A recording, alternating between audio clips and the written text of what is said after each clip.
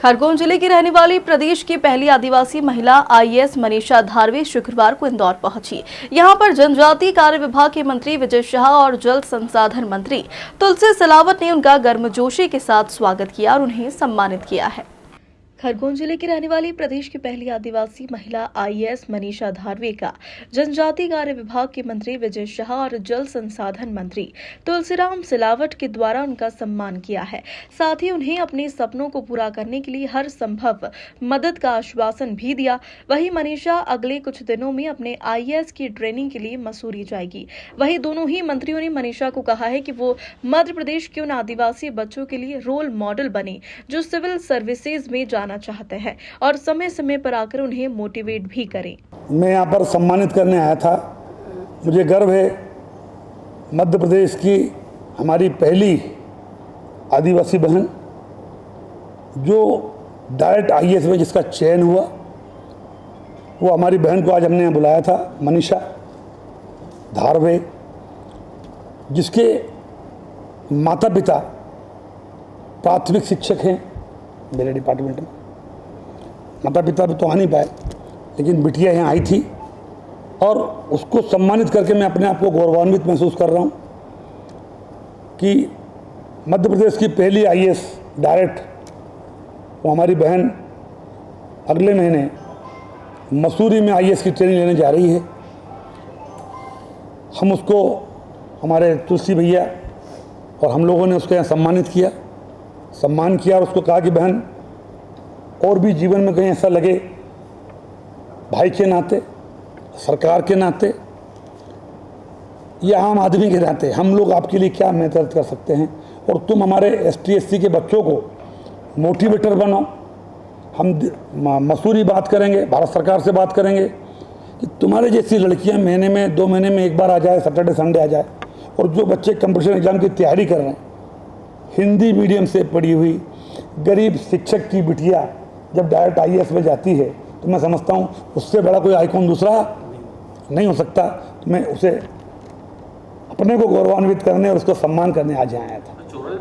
वहीं खुद को मिले सफलता को लेकर आईएएस मनीषा धारवे ने मीडिया से चर्चा की, जिसमें एक गांव से निकलकर अधिकारी बनने तक के सफर को साझा किया। सर, जैसा आपने मेंशन किया कि पहली ट्राइबल लड़की हूँ जो वहाँ तक पहुँची और फाइनल सिलेक्शन हुआ है, तो पहली जब शुरुआत करती हो तो कई समस्याएं आती हैं और पहली बार जब दिल्ली जाना हो, घर वालों से परमिशन लेनी हो, उन्हें कन्विंस करना हो, अपने गांव वालों को रेडी करना हो, कितनी दूर जाके मैं पढ़ाई करूँगी। और पहली बार इतनी बड़ी पोस्ट किसी ने सुनी थी तो वो ट्रस्ट भी नहीं था कि सिलेक्शन होगा ही होगा। तो कहीं ना कहीं वो एक संघर्ष स्टार्टिंग में रहा था, स्पेशली फॉर गर्ल्स के लिए कि आप दिल्ली जैसी बड़ी सिटी में जाके वहाँ पढ़ाई करोगे तो वहाँ पर एक सिक्योरिटी का कंसर्न होता है। वो मेरी फैमिली को और गाँव वालों को भी था। थोड़ा उन्हें मनाने में लगभग मुझे 1 साल लगा था, खुद को मेंटली प्रिपेयर करने में लगभग 1 साल लगा था।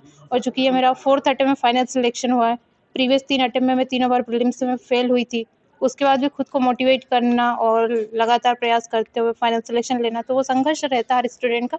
बट मुझे लगता है कि आप दृढ़ संकल्पित हैं, मेहनत करते हैं, आप में ईमानदारी है तो आप कहीं न कहीं अपने सपनों को जो देखते हैं वो पूरा भी करते हैं। तो मेरी जर्नी में एक यही रहा था।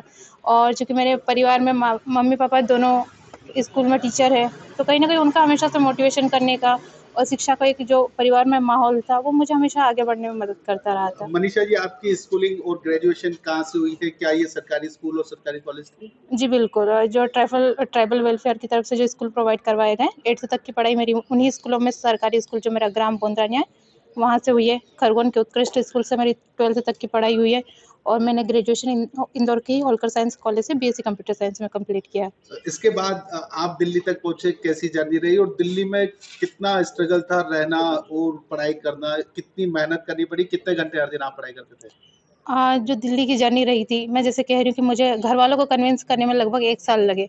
उससे पहले मुझे खुद को मेंटली प्रिपेयर करने में खुद को 1 साल लगे। तो जब मैं कॉलेज कर रही थी तभी मैंने ये सारी प्लानिंग कर ली थी कि मुझे कैसे-कैसे आगे चीज़ें करनी। जैसे ग्रेजुएशन कंप्लीट हुआ, मैं दिल्ली गई, सारी चीज़ें देखी पहली बार, सारी चीज़ें सेटअप की, कोचिंग में एडमिशन लिया, रूम वगैरह की वहाँ पर व्यवस्था जैसे स्टूडेंट रहते हैं वैसी की। उसके बाद रहना स्टार्ट किया। फर्स्ट अटेम्प्ट ही मुझे 2020 में देना था। उस अटेम्प्ट की तैयारी करी थी, बीच में कोविड आ गया। उसकी वजह से सामान लेके वापस आना पड़ा। आपने चूँकि साल भर का पूरा वहाँ पर इन्वेस्टमेंट कर दिया, कोचिंग में एडमिशन ले लिया, आपके पूरा वहाँ पर इन्वेस्टमेंट हो गया, उसके बाद आपको छोड़ के वापस आना पड़ रहा। तो कहीं न कहीं ये ऐसा लग रहा था कि सपना टूट गया है, दिल्ली से वापस आना हुआ। फिर जैसे मैंने बताया मेरा गाँव बोंदरानिया है, फिर मैंने फर्स्ट अटेम्प्ट की तैयारी प्रीलिम्स की वहीं पर रह के की। जब हमको पानी की दिक्कत आ रही है, इलेक्ट्रिसिटी की दिक्कत आ रही है, गाँव में कई सारी समस्या, उनके बीच में आप रह के यूपीएससी जैसी बड़ी एग्ज़ाम की तैयारी कर रही हूँ, तो वो संघर्ष रहा है। उसके बाद फर्स्ट अटेम्प्ट दिया, फिर पता चला मेरा 1.5 क्वेश्चन से मैं एग्ज़ाम क्वालीफाई नहीं कर पाई। फिर मैं झिरनिया जो मेरी तहसील है, वहाँ से रह के दूसरे अटेम्प्ट की तैयारी की। अटेम्प्ट दिया, वापस 1 क्वेश्चन से बाहर हो गई। तीसरे अटेम्प्ट में मैं इंदौर तक पहुँची, दिया, वापस 1.8 नंबर से बाहर हो गई। फिर फोर्थ अटेम्प्ट में मैं वापस दिल्ली पहुँची, फिर वापस प्रयास किया और फाइनल सिलेक्शन हुआ। तो बहुत ज़्यादा डाउन फेज़ रहा, फिर फाइनल सिलेक्शन एक रहा। इंदौर से नीरज बोरासी की रिपोर्ट।